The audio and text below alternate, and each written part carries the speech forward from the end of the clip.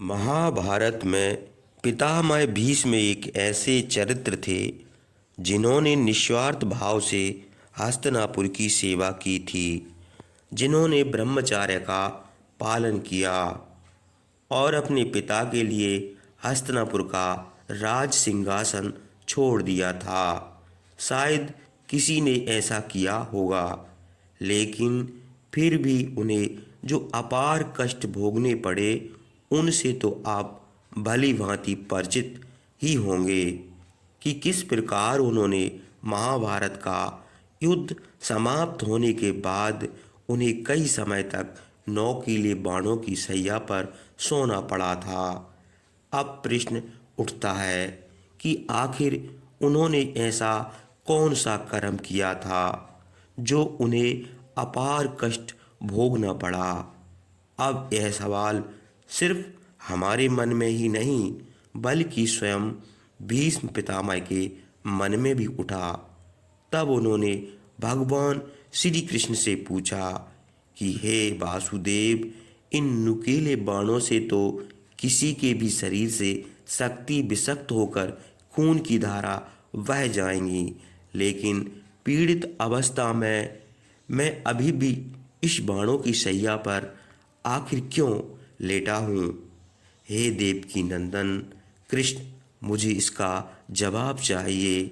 मैंने निस्वार्थ भाव से हमेशा हस्तिनापुर की देखरेख की और हमेशा उसे शक्तिशाली आक्रमणकारियों से बचाया, फिर भी आखिर मेरी ऐसी दुर्दशा क्यों।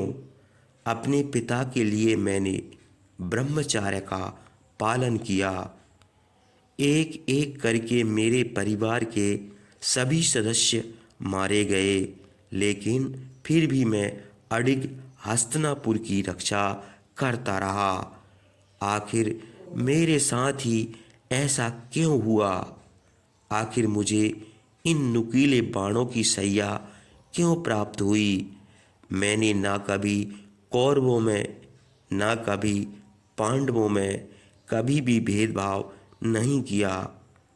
धृतराष्ट्र, पांडु, यहाँ तक कि दासी पुत्र विदुर को भी अपना ही पुत्र माना।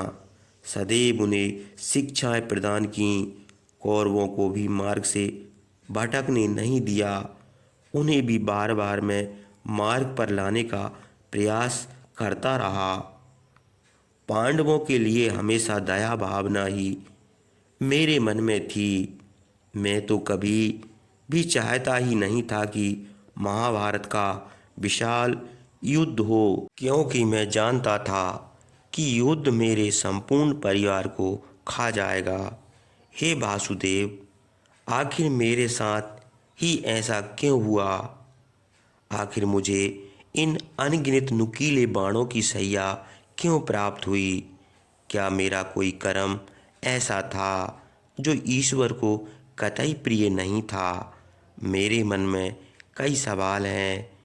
हे वासुदेव, तुम सभी के सवालों का जवाब देते हो।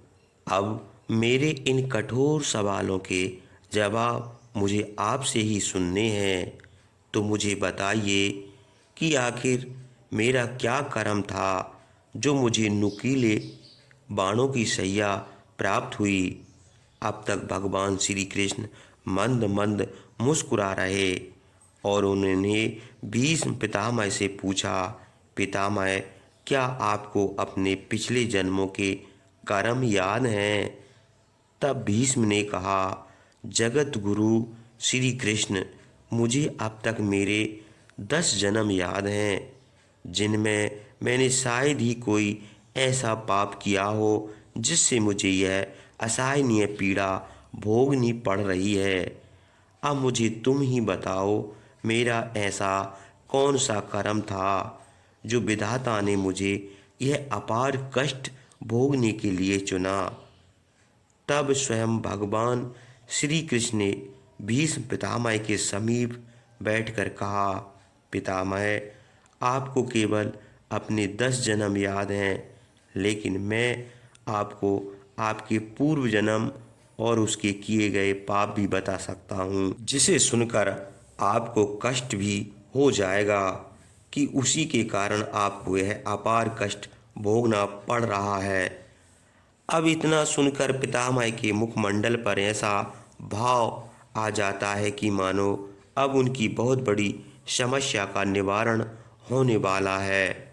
भगवान श्री कृष्ण आगे कहते हैं, यह बात आपको 10 जन्म से पूर्व की है, जब आप एक राजकुमार हुआ करते थे और अक्सर आखेट की मंशा से एक वन से दूसरे वन की यात्रा किया करते थे।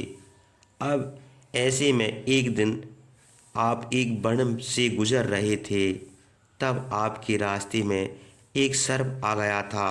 तब आपने बिना कुछ सोचे समझे उसे अपने रास्ते से हटा दिया, परंतु दुर्भाग्यवश वो सर्प कांटों की झाड़ियों में जा फंसा।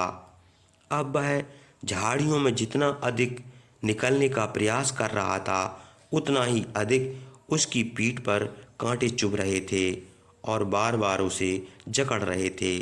अब इस प्रकार से वह सर्प लगभग 18 दिनों तक उसी कष्टदायक अवस्था में जीता रहा और उसी दौरान उसने ईश्वर से यह प्रार्थना की कि जिस तरह से मैं तड़प तड़प कर मृत्यु को प्राप्त हो रहा हूँ, ठीक उसी प्रकार से उस राजकुमार को भी मृत्यु प्राप्त हो।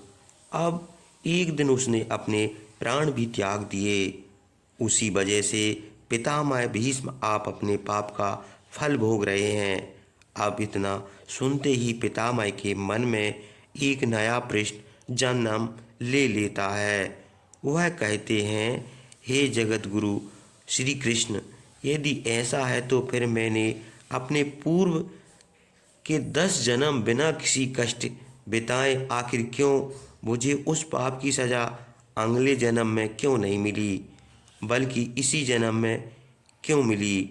तब भगवान श्री कृष्ण कहते हैं, उसके पीछे का मुख्य कारण पितामह यह है कि उन जन्मों में आपने कोई ऐसा कृत्य नहीं किया था जो कि पाप की श्रेणी में आता हो, इसलिए आपको उन जन्मों में उस सर्प का श्राप नहीं लगा।